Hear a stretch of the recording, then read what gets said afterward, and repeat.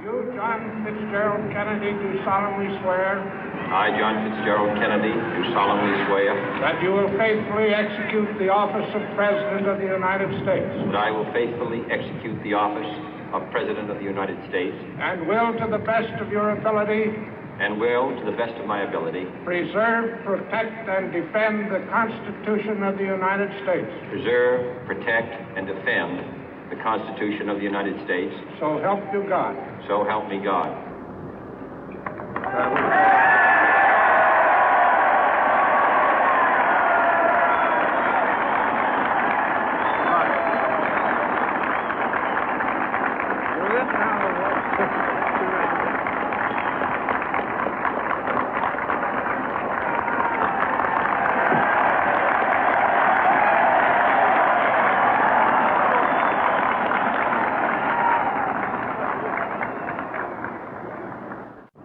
Vice President Johnson, Mr. Speaker, Mr. Chief Justice, President Eisenhower, Vice President Nixon, President Truman, Reverend clergy, fellow citizens. We observe today not a victory of party, but a celebration of freedom, symbolizing an end as well as a beginning, signifying renewal as well as change. For I have sworn before you and Almighty God the same solemn oath our forebears prescribed nearly a century and 3/4 ago. The world is very different now, for man holds in his mortal hands the power to abolish all forms of human poverty and all forms of human life. And yet the same revolutionary beliefs for which our forebears fought are still at issue around the globe. The belief that the rights of man come not from the generosity of the state, but from the hand of God.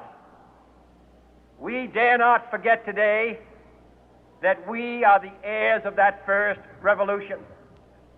Let the word go forth from this time and place to friend and foe alike that the torch has been passed to a new generation of Americans born in this century, tempered by war, disciplined by a hard and bitter peace, proud of our ancient heritage, and unwilling to witness or permit the slow undoing of those human rights to which this nation has always been committed and to which we are committed today at home and around the world.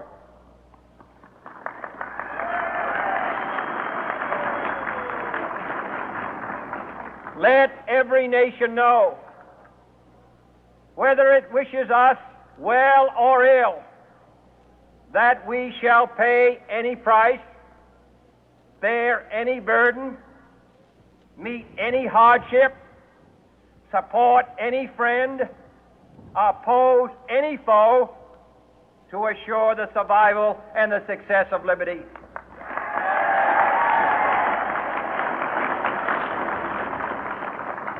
This much we pledge and more.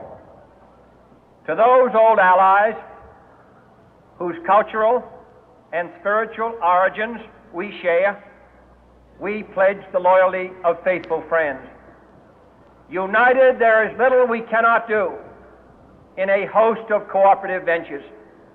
Divided, there is little we can do, for we dare not meet a powerful challenge at odds and split asunder. To those new states whom we welcome to the ranks of the free, we pledge our word that one form of colonial control shall not have passed away, merely to be replaced by a far more iron tyranny. We shall not always expect to find them supporting our view, but we shall always hope to find them strongly supporting their own freedom, and to remember that in the past, those who foolishly sought power by riding the back of the tiger ended up inside.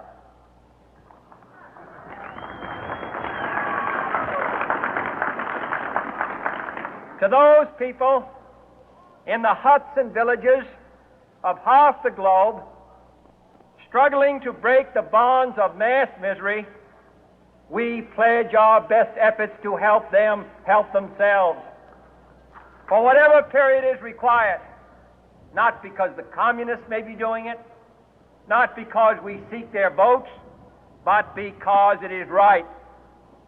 If a free society cannot help the many who are poor, it cannot save the few who are rich.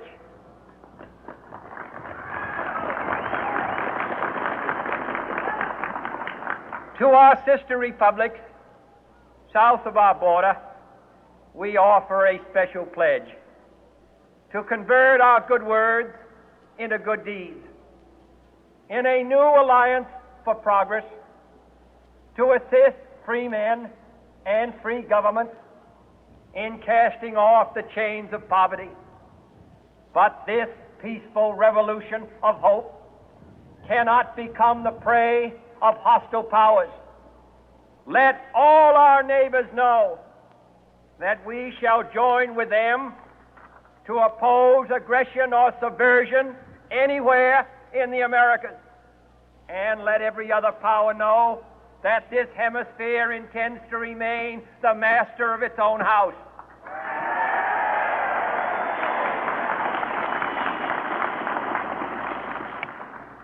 To that World Assembly of Sovereign States, the United Nations, our last best hope, in an age where the instruments of war have far